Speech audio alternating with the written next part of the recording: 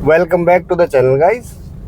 तो आज का जो हमारा टॉपिक है वो रहने वाला है कि जो हमारा E20 से E10 पेट्रोल को किया जाएगा, तो क्या ऐसा तो नहीं होगा कि उसका जो दाम है वो सरकार बढ़ा दे। एक पॉसिबिलिटी ये बनती है, क्योंकि सरकार ने जो 95 ऑक्टेन पेट्रोल है उसका दाम 125-30 रुपये रखा हुआ है, और 100 ऑक्टेन जो पेट्रोल है उसको 168 और 170 के आसपास रखा हुआ है। तो आज हम इसी बात के ऊपर चर्चा करेंगे कि क्या सरकार जो ये अपना फैसला वापस ले रही है तो उसमें भी तो कहीं वो अपना फ़ायदा नहीं देख रही है। तो चलिए, ये देखने की बात है आगे, लेकिन एक शंका ये बनी तो इसके ऊपर हम लोग चर्चा करते हैं। क्या ऐसा हो सकता है? जी हाँ, प्रैक्टिकली देखें हम जिस तरह से हमारे पेट्रोल का सिनेरियो चल रहा है उस हिसाब से तो अगर E10 सरकार करती है तो उसका रेट ज़रूर 10-5 रुपये बढ़ा के हमें दिया जाएगा। अगर हम बात करें, सरकार से जब ये पूछा गया कि E20 हम लोग मिक्स कर रहे हैं तो इस पेट्रोल के दाम को कम क्यों नहीं किया जा रहा।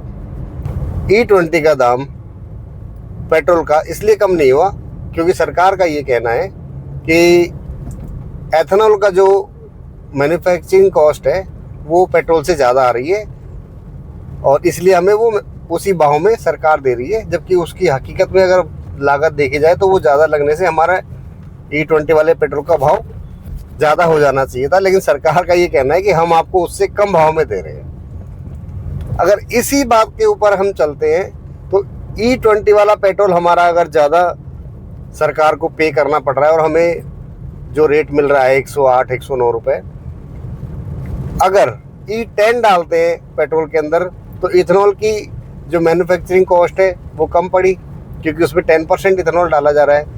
इस हिसाब से अगर हम देखें तो इसका E10 का जो पेट्रोल रहेगा मिक्सिंग वाला, उसकी लागत कम पड़ने की वजह से सरकार को हमें कम देना चाहिए भाव उसका।